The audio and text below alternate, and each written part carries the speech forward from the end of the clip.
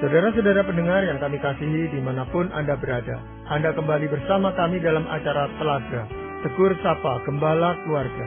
Saya Gunawan Santoso dari Lembaga Bina Keluarga Kristen, dan kali ini saya bersama Ibu Dincia Laluyan. Kami akan berbincang-bincang dengan Bapak Pendeta Dr. Paul Gunadi. Beliau adalah seorang pakar dalam bidang konseling, serta dosen di Seminari Alkitab Asia Tenggara, Malang. Perbincangan kami kali ini tentang berkomunikasi dengan lebih lembut. Kami percaya acara ini pasti bermanfaat bagi kita sekalian, dan dari studio kami mengucapkan selamat mengikuti.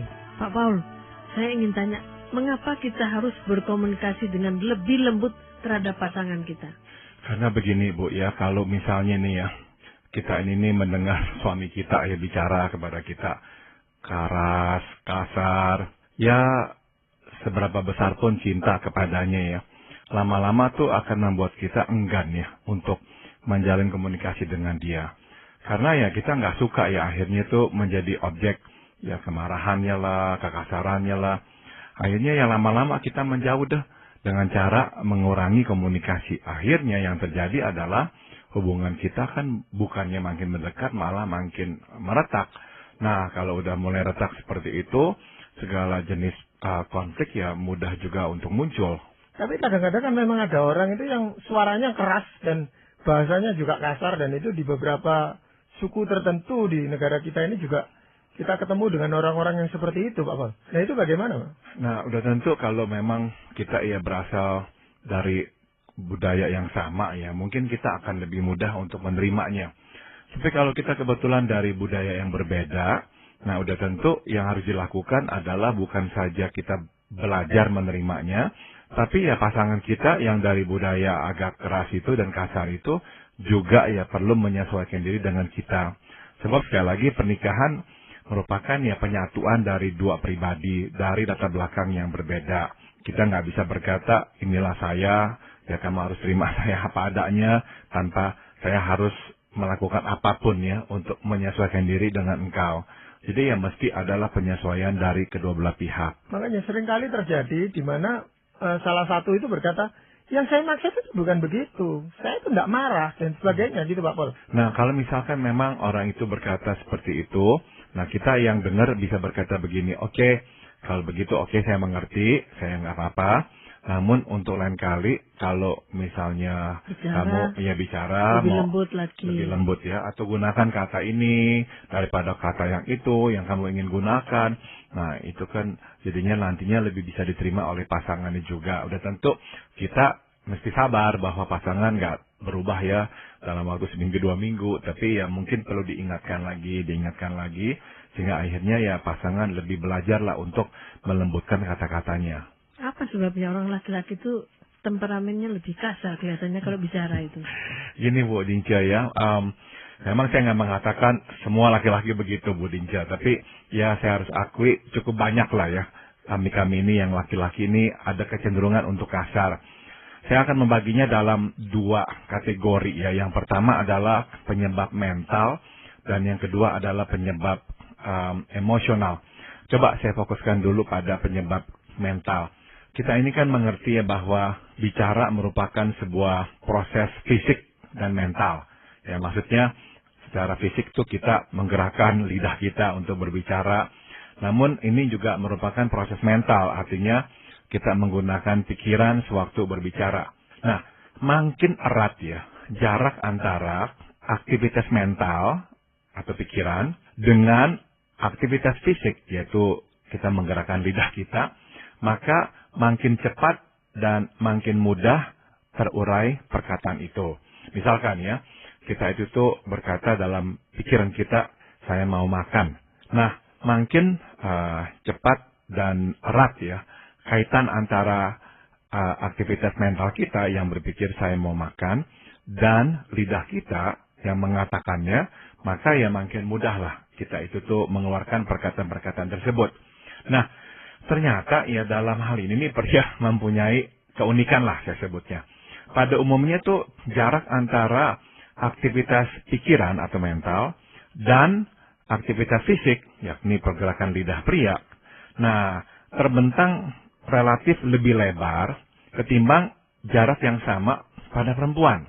Dengan kata lain begini nih ya, kalau pria itu tuh berpikir saya mau makan, ternyata jarak antara pikiran saya mau makan dan lidah mengeluarkan kata-kata saya mau makan itu lebih lambat daripada perempuan. Perempuan itu tuh jauh lebih cepat, lebih menyatu tuh apa yang di pikiran keluar dalam bentuk perkataan dengan langsung ya, mudah sekali. Kalau pria tuh lebih susah tuh. Jadi bukan saja pria itu lebih lambat ya mengeluarkan perkataan yang telah tersusun di dalam pikirannya, ia pun lebih sukar untuk mengeluarkannya. Jadi kesatu lebih lambat, kedua juga lebih susah. Jadi entah mengapa jadi bagi kebanyakan pria itu mengeluarkan sederet gagasan yang telah tersusun dalam benaknya tidaklah semulus yang diinginkan. Nah, singkat kata bagi kebanyakan pria, berbicara bukanlah sebuah aktivitas yang alamiah yang dapat begitu saja mengalir keluar dari pikiran ke lidah. Ya, sebaliknya dengan wanita ya, bagi kebanyakan wanita berbicara merupakan aktivitas yang begitu alamiah sehingga dapat dilakukan dengan mudah. Nah, ternyata pada kebanyakan wanita jarak antara aktivitas dalam pikirannya, misalkan dia berkata saya mau makan, dan gerakan lidahnya yang berkata saya makan, mau makan, itu tuh jauh lebih pendek ya jaraknya, lebih singkat. Itu sebabnya pada umumnya wanita dapat mengungkapkan gagasan dalam pikirannya jauh lebih cepat dan jauh lebih mudah dibandingkan dengan pria. Tapi ada juga wanita yang sulit, Pak, dalam mengutarakan bicara dengan suaminya. Suaminya lebih cepat. Itu ada yang begitu? Ada betul Bu Dinca. Jadi ya ada sebagian kecil wanita yang lebih susah ya untuk mengeluarkan isi hatinya. Kalau sampai terjadi begitu Bu Dinca, besar kemungkinan penyebabnya itu bukanlah sesuatu yang dibawa dari lahir. Tapi besar kemungkinan kalau wanita sampai susah mengeluarkan isi hatinya, mungkin juga itu pengaruh dari lingkungan. Misalnya nih ya, dalam rumah atau dalam keluarganya, dia itu tuh dianggap anak paling kecil, anak bawang, sehingga dia itu tuh nggak sering ditanya. Sedangkan kakak-kakaknya lebih dominan, lebih sering ngomong lah, lebih menonjol, lebih apalah. Sehingga si anak wanita ini waktu kecil bertumbuh besar, cenderungnya diam. Nggak terbiasa mengeluarkan pendapatnya. Karena juga ya nggak sering-sering ditanya. Dan yang seringnya maju ke depan, langsung mengeluarkan pendapat kakak-kakaknya. Nah, akhirnya ya dia lebih susah itu. Tapi sebetulnya kalau hanya melihat secara lahiriah, bawaan dari lahirnya, umumnya perempuan lebih mudah dibandingkan laki-laki. Sebab di Amerika Serikat terbukti dari pelbagai penelitian Bu Dinca yang dilakukan dari anak-anak mulai SD sampai bahkan SMA. Dites berkali-kali dalam pelbagai riset ya. Hasilnya sama, yaitu pria itu cenderung dalam kemampuan verbal atau kemampuan berbicaranya itu lebih rendah dibandingkan dengan siswa wanita. Siswa wanita tuh nggak tahu kenapa jadinya memang jauh ya lebih cakap ya, lebih pandai untuk mengeluarkan isi hatinya atau pikirannya lewat perkataan. Begitu. Tapi itu juga bisa dipengaruhi oleh lingkungan keluarganya, Pak Boleh. Jadi kalau anak ini pria ini melihat ayahnya yang pendiam, yang sulit berbicara dibandingkan dengan ibunya yang bicaranya banyak sekali, mungkin dia juga terlatih. Kalau sebagai pria itu ya sedikit saja ngomongnya gitu, Pak. Apa hal itu ada pengaruhnya, Pak? Ada ya. Jadi udahan dia susah ya. Udahan dia susah kan dia laki-laki.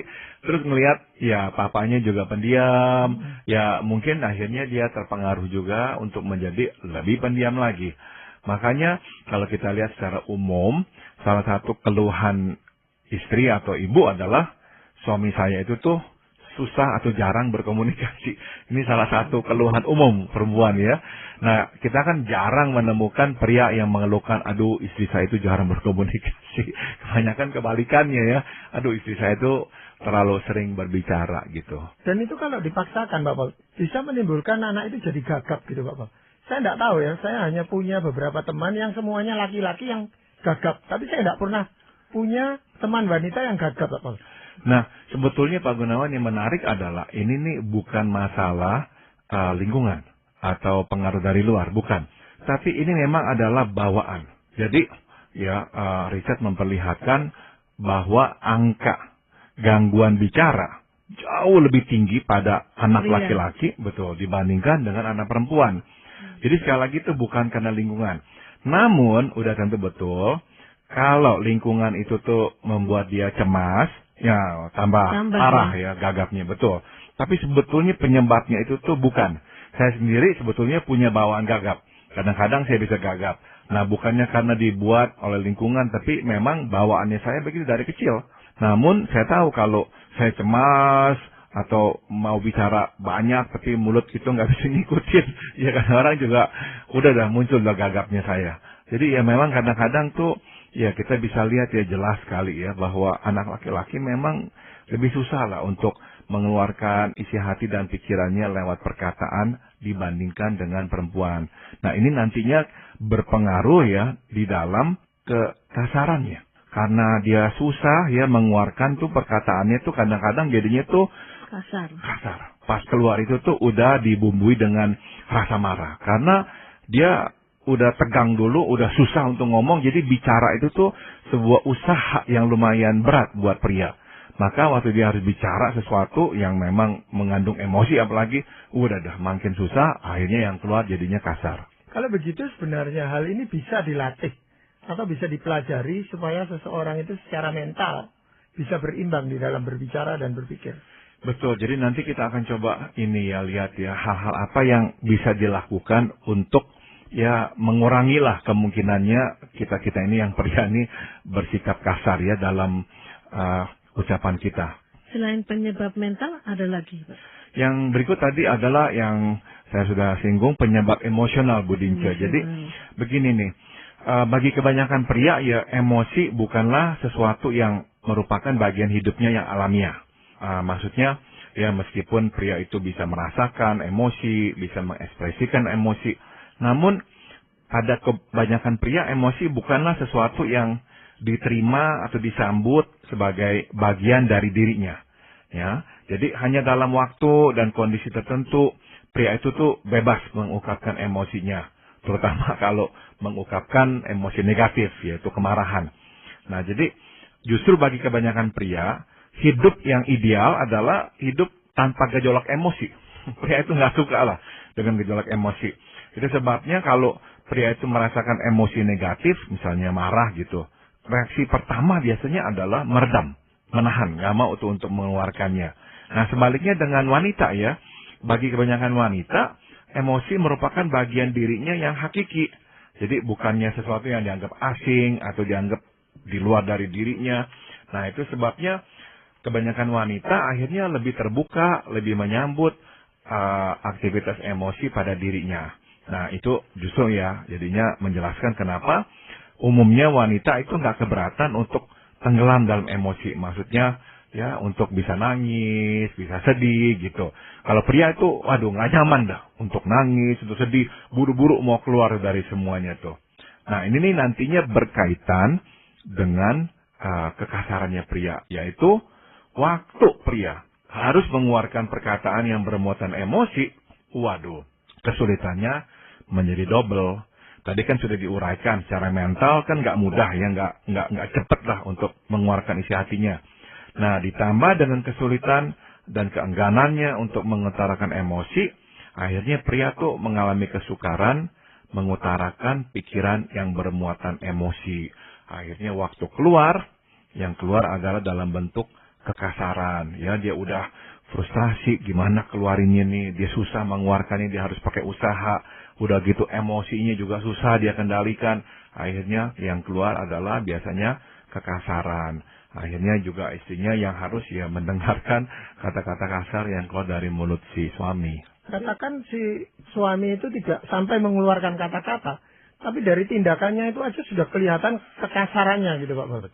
Betul sekali. Meskipun ya dia belum mengeluarkan kata-katanya, tapi dari sikap memang biasanya udah terlihat. Betul. Nah, padahal seperti saat itu si istri itu menghendaki kamu itu lebih baik bicara gitu loh daripada bertindak kasar.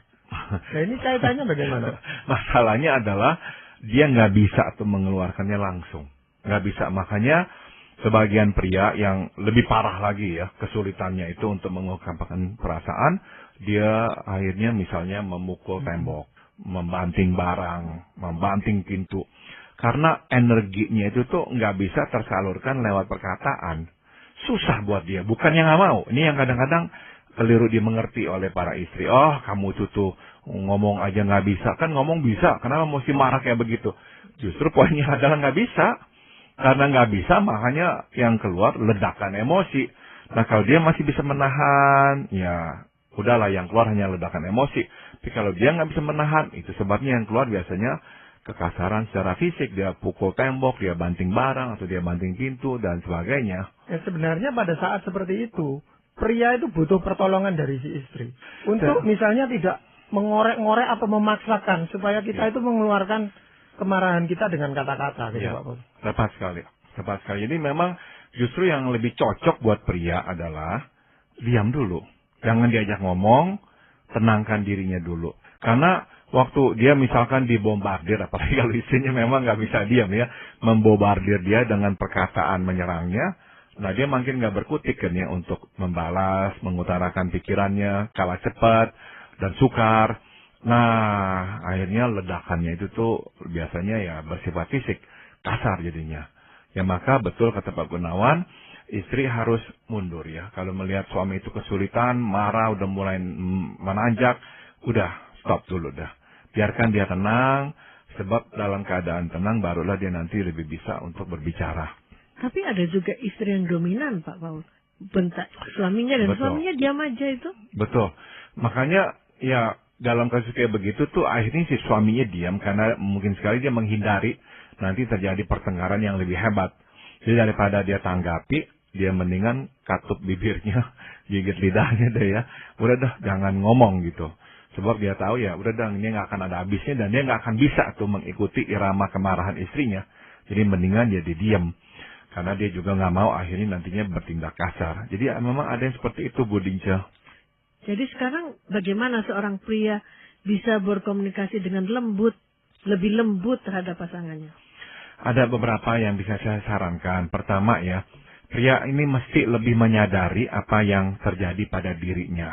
Dia harus menyadari ya misalnya ya bahwa untuk berkata-kata dia perlu waktu, perlu usaha. Dia itu tidak bisa dengan begitu saja mengeluarkan apa yang ada dalam pikirannya. Apalagi bila bermuatan emosi tanpa ledakan emosi ya. Jadi dia mesti menyadari, oh inilah saya nih. Ini nih merupakan ya problem dalam diri saya. Sehingga nantinya tuh dia lebih bisa mengatur, mengelola dirinya.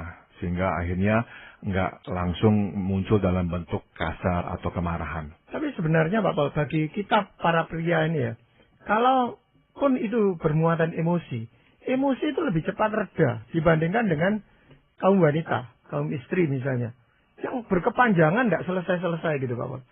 Jadi makanya kami berharap sebagai pria itu, yang tadi dikatakan, diamkan aja, ini sebentar lagi turun kok ini.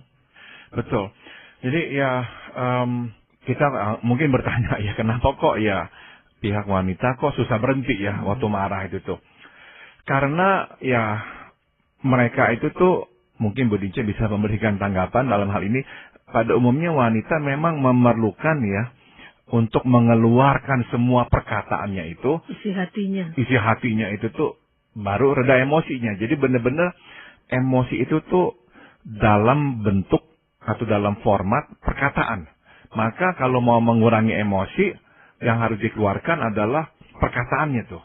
Ini sangat berbeda dengan kita. Kita kan pria-pria ini kalau misalnya emosi tinggi sekali, misalkan kita itu tuh berteriak, atau kita itu tuh misalnya banting barang, atau pukul tembok, emosi kita memang lebih meredah karena diekspresikan secara energi ya, secara fisik. Tapi wanita memang enggak, itu emosinya itu tuh dalam bentuk perkataan. Maka kalau mau dikurangi, perkataannya itu harus dikeluarkan. Ini yang seringkali menjadi dilema. Ini kadang-kadang kalau wanita dia sudah emosi, dia sudah keluarkan itu lega. Betul, betul, lega. betul. Seringkali itu memang jadinya perlu dikeluarkan lewat perkataan, baru dia lega. Nah, maka perlu kerjasama, benar Pak Gunawan. Di pihak wanita harus kendali ya. Harus kendalikan diri. Dia perlulah tahu bahwa akan ada waktunya dia mengeluarkan perkataan-perkataan ini, tapi mungkin bukan sekarang. Kalau sekarang ini akan terjadi eskalasi ini, peningkatan. Jadi akhirnya pertengkarannya nggak terkendali. Jadi ya udah, biarkan suami tenang dulu, Nah, suami udah tenang, nanti baru si istri itu mengutarakan isi hatinya. Iya, hal lain lagi apa Pak Pol? Nah, setelah menyadari ya apa yang terjadi pada dirinya, siapakah dia, prosesnya dia itu mengeluarkan perkataan dan kesulitannya. Nah, pria harus menyesuaikan dirinya dengan kondisi tersebut. Artinya ya dia harus hiduplah dengan keterbatasan ini. Misalnya dia sadarlah bahwa besar kemungkinan bila dia bicara, dia akan bersikap kasar. Nah, sebaiknya dia meminta pasangan untuk memberinya waktu terlebih dahulu. Sesudah itu tentu ya dia harus juga ya meminta pasangan untuk tidak membombardir dirinya dengan kemarahan atau serangan lain. Jadi kerjasama dengan istri, ya tolong dah. Waktu kamu melihat saya begini, kamu stop dulu. Waktu saya misalkan berkata stop, tolong stop, ya. Nanti saya udah tenang, kamu mau lanjutkan, silakan. Sebab kalau kamu lanjutkan terus, jadi perang. Dan saya takutnya nanti saya bertindak kasar. Saya nggak mau kasar kepada kamu. Jadi tolong kamu juga bantu saya. Saya bersedia dengarkan kamu. Saya mau dengarkan kamu. Sebab itu penting ya buat kamu bisa mengeluarkannya. Tapi jangan sekaligus dan nggak harus saat ini juga. Perlahan-lahan. Coba tolong dipaket-paketkan lah gitu. Setelah ini nanti mungkin setelah saya tenang, silakan kamu ngomong lagi dan sebagainya. Nah itu kadang-kadang juga ditanggapi dengan diam kebablasan Pak Pol. Jadi memang istri tidak mau ngomong, ya sudah kalau kamu tidak mau dengarkan ya sudah tidak ngomong dan itu berkepanjangan tidak ngomong Pak Pol. Berdua tidak ngomong. Sehingga ketika kita sudah reda emosinya, sebenarnya kita siap untuk mendengarkan. Iya. Dia bilang saya sekarang yang nggak siap ngomong. Iya. Itu aja. Ya kalau itu terjadi ya udah nggak apa-apa. Mungkin ya inilah proses penyesuaiannya Pak Gunawan. Mungkin si istri itu tuh karena udah kadung diam, ya udah dia udah lupa. Tapi ya setiap kali ini terjadi, kalau istrinya akhirnya udah tahu bahwa oke, saya bisa ngomong sebanyak ini dan kemudian baru saya diam, ya dia mungkin akan menyesuaikan. Dia tahu ini adalah batasnya lah yang dia bisa ngomong supaya suami masih bisa dengarkan. Ya dia ngomong segitu dulu dah. Nanti kapan-kapan, waktu suasana lebih memungkinkan, ya dia silakan mengeluarkan isi hatinya yang lain. Masalahnya bukan lupa Pak Pol, tetapi karena diputus pembicaraannya itu tadi. Males Mau mungkin. mengutarakan isi hatinya, tetapi kan diputus oleh si suami ini. Nah, lalu dia ya setengahnya jengkel kepada suaminya itu Pak Pol. Oke, maka ya penting si suami menjelaskan ya bahwa saya tadi begitu bukan untuk ya memutus kamu. Bukan, tapi untuk menolong saya, mencegah saya itu tuh bersikap kasar. Sebab saya nggak mau kasar. Jadi kita mesti jelaskan kepada istri, tujuannya itu baik. Dan tujuannya itu bukan untuk ya membungkamkan mulut si istri, bukan. Tapi untuk mengekang diri kita, jangan sampai akhirnya kasar. Selain itu ada lagi Pak Paul? Ada lagi Bu Dince, yaitu, nah waktu udah tenang ya. Nah ada baiknya pria meminta istri untuk pertama-tama hanya duduk mendengarkannya dah. Tanpa memberi reaksi apa-apa. Nah, kenapa begitu? Sebab ketika suami melihat istri tidak lagi menyerangnya atau tidak akanlah ya menyerangnya, besar kemungkinan dia akan jauh lebih tenang. Dalam situasi tenang, tanpa tekanan, dia tahu dia nggak akan dibombardir oleh istrinya. Nah, mungkin dia akan lebih dapat mengutarakan isi hatinya dengan lebih lembut. Jadi sekali lagi yang saya mau tekankan di sini adalah kalau suami itu udah mengantisipasi dia ngomong ini, istrinya bakalan jawab begini. Sebelum dia keluarkan perkataan itu tuh emosinya sebetulnya udah menanjak. Dan kesulitan dia untuk mengeluarkannya bertambah, bukannya berkurang. Dia makin susah tuh. Nah biasanya makanya pas keluar kasar. Nah istri benar jawabannya seperti yang diantisipasi. Menyerang dia seperti begitu. Nah dia makin sulit mengeluarkannya atau dia makin mau tergesa-gesa mengatakannya. Sebab dia takut sebelum dia selesai istrinya udah kadung bicara lagi. Nah akhirnya tuh terjadilah makanya pertengkaran yang hebat. Maka perlu ada masa cooling down. Tenangkan ya, dinginkan hati ya. Udah tenang. Baru lebih sama istri, coba tolong kamu dengarkan saya dulu, jangan beri tanggapan apa-apa ya.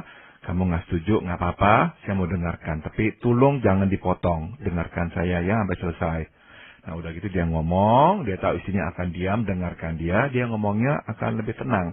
Sehingga kata-kata itu bisa keluar dengan lebih baik. Nah, di dalam hal itu apa istri bisa bertahan beberapa lamanya untuk tidak bicara apa-apa gitu, Pak. Tapi mendengarkan. Bisa Pak Gunawan. Jadi memang terakhir, akhirnya saya melihat akhirnya tuh bisa ya perempuan juga melatih dirinya untuk menahan, nggak memberikan reaksi secara langsung gitu. Karena biasanya kan mengeluarkan tanggapan-tanggapan gitu istri itu. Karena akhirnya dia melihat begini Pak Gunawan, bahwa iya ya, saya dengan cara ini nih ya, memberi dia kesempatan diam, ngomong atau apa, sayanya juga diam, nggak langsung bales. Ngomongnya bisa terjadi. Enak dan nyambung, dia dengarkan saya dengarkan dia. Jadi akhirnya banyak istri berpikir iya ya hasilnya ada kok dengan cara begini. Nah itu menolong mereka tuh untuk lebih bisa lah mengekang emosi. Ya ada sebagian pria itu yang menganggap bahwa bicara kasar keras itu menjadi identitas dari seorang pria gitu. Maka nggak bisa ya, kita mesti sadari ya ini memang masalah kita.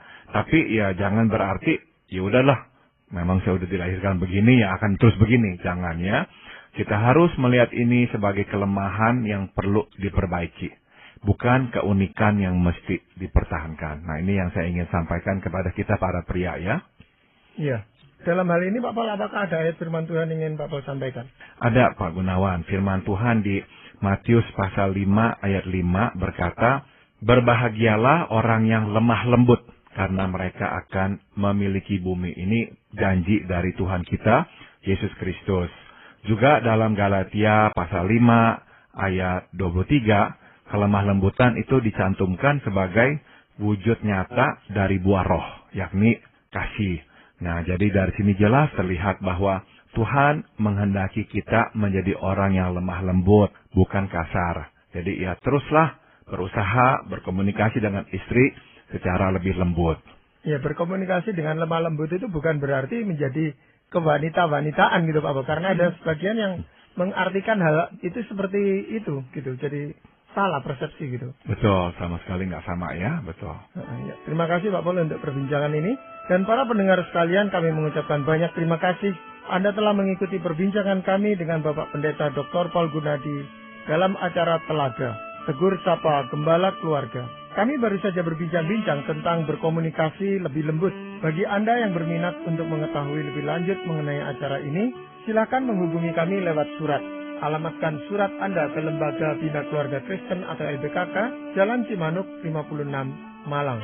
Anda juga dapat menggunakan email dengan alamat telaga@telaga.org.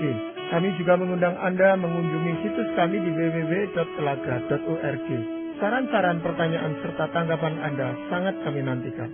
Akhirnya dari studio kami mengucapkan terima kasih atas perhatian Anda dan sampai jumpa pada acara Telaga yang akan datang.